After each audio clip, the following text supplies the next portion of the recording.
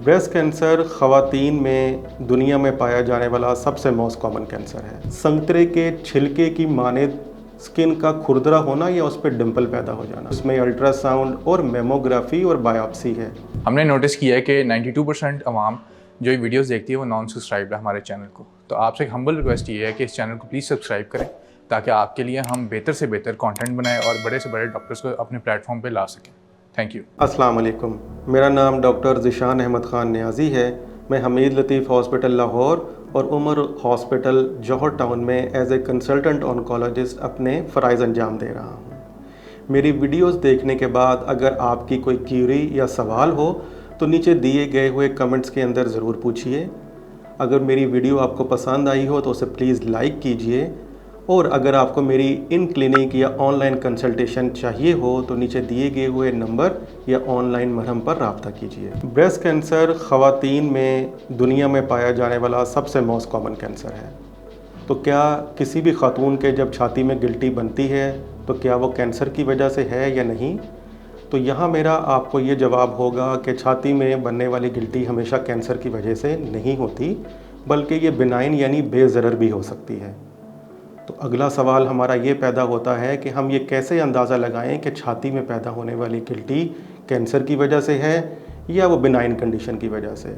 तो यहाँ तो ये बताना मुश्किल होगा कि गिल्टी कैंसर की वजह से है या बिनाइन कंडीशन की वजह से, जब तक हम डॉक्टर से मुआयना ना करवा लें और वो फर्दर टेस्ट एडवाइस ना कर दें। लेकिन कुछ अलामात ज़रूर होती हैं कि जिनकी बुनियाद के ऊपर शुबा ज़रूर ज़ाहिर किया जा सकता है, जैसे छाती की गिल्टी का पैल्पेट करने पे सख्त महसूस होना और उसके किनारे हमवार ना होना, छाती की गिल्टी में दर्द ना होना, लेकिन यह ज़रूरी नहीं, कुछ कैंसर की छाती की गिल्टी में दर्द महसूस हो सकता है। स्किन के नीचे अगर छाती में गिल्टी कैंसर की वजह से हो तो वो बाज़-औक़ात फिक्स्ड होती है, यानी वो हिलती नहीं हिलाने से। इसके अलावा छाती में कैंसर की गिल्टी होने की वजह से छाती की स्किन के ऊपर कुछ अलामात ज़ाहिर हो सकती हैं, जैसे स्किन का सुर्खी माइल होना, सूज जाना, संतरे के छिलके की मानिंद स्किन का खुरदरा होना या उस पर डिंपल पैदा हो जाना।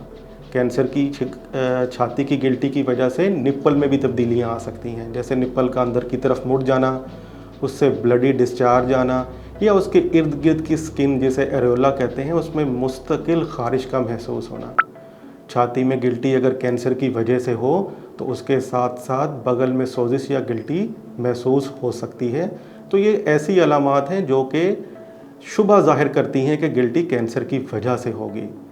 क्या हमें इसे आगे प्रूव कैसे करना है? तो उसमें 3 टेस्ट जो हमारी मदद करते हैं और वो डॉक्टर मुआयने के बाद हमें एडवाइस करता है, उसमें अल्ट्रासाउंड और मेमोग्राफी और बायोप्सी है। अल्ट्रासाउंड और मेमोग्राफी की कंबाइन रिपोर्ट हमें ये बताती है कि रेडियोलॉजिकली यानी इमेज के ज़रिए जो छाती में गिल्टी है उसमें कैंसर होने का शुबा कितने % है। अगर डॉक्टर के मुआयने और मेमोग्राफी और अल्ट्रासाउंड की रिपोर्ट में शुबा ज़्यादा हो तो हतमी टेस्ट बायोप्सी करवाकर तशख़ीस के अमल को मुकम्मल किया जाता है। जब एक दफ़ा तशख़ीस मुकम्मल हो जाए तो आपका डॉक्टर, जो कि एक मेडिकल ऑन्कोलॉजिस्ट होगा, वो ये फ़ैसला करेगा कि आपको कौन सी ट्रीटमेंट सबसे ज़्यादा बेनिफिशियल है। जो ट्रीटमेंट डिसाइड की जाती है वो स्टेज और ट्यूमर के टाइप की वजह से की जाती है। तो जो मुख्तलिफ़ ट्रीटमेंट्स एक डॉक्टर आपको एडवाइस कर सकता है उसमें सर्जरी है, रेडिएशन थेरेपी है, कीमोथेरेपी है, टारगेटेड थेरेपी, इम्यूनोथेरेपी और हार्मोनल ट्रीटमेंट है। तो मेरा आपको आज ये पैगाम है कि जब भी आपकी छाती में कोई गिल्टी पैदा हो तो फ़ौरन